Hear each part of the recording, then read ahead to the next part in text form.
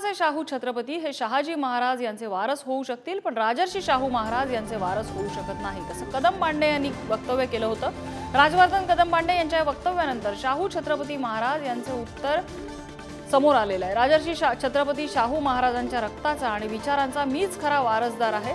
शाहू छत्रपती यांनी कदम बांडे यांना हे प्रत्युत्तर दिले। पत्रकाद्वारे त्यांनी आपली भूमिका मांडलेली आहे।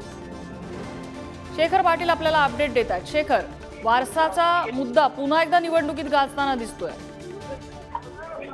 नम्रता मॅडम, अगदी बरोबर आहे। कोल्हापुरात वारसाचा मुद्दा जो आहे तो आता पुन्हा एकदा समोर आलाय। कदम बांडे यांनी आज पत्रकार परिषद घेऊन तर आताची जे शाहू छत्रपती महाराज जे आहेत ते शहाजी महाराज यांचे वारस होऊ शकतील, पण राजर्षी छत्रपती शाहू महाराज यांचं वारस होऊ शकत नाहीत अशा पद्धतीचं वक्तव्य केलं होतं।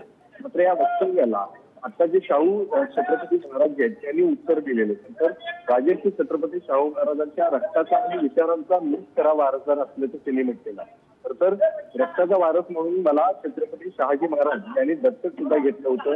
हिंदू कायद्यानुसार दत्तक प्रक्रिया पूर्ण झाल्यानं मी राजर्षी शाहूंचा कायदेशीर वारसदार असल्याचं सुद्धा त्यांनी म्हटलं। शिवाय या पत्रकामध्ये तत्कालीन महाराष्ट्र सरकारच्या शिफारशीनुसार केंद्र सरकारनं त्याला मान्यता सुद्धा दिली होती। तत्कालीन पंतप्रधान पंडित नेहरू आणि गृहमंत्री लाल बहादूर शास्त्री यांनी 1956च्या हिंदू कायद्यानुसार त्याला मान्यता सुद्धा दिल्याचं या ठिकाणी या पत्रामध्ये नमूद आहे। त्यामुळे कायदेशीर प्रक्रिया पार करूनच या रक्ताचा आणि विचारांचा वारसदार झाल्याची प्रतिक्रिया जी आहे ती शाहू छत्रपती महाराजांनी व्यक्त केलेली आहे। त्यामुळे एकंदरीत या निवडणुकीच्या पार्श्वभूमीवर हा वाद जो आहे तो कोल्हापुरात रंगताना पाहायला मिळत होता। त्यांना तडेजोड उत्तर जे आहे ते पत्रकाद्वारे शाहू महाराजांनी दिले।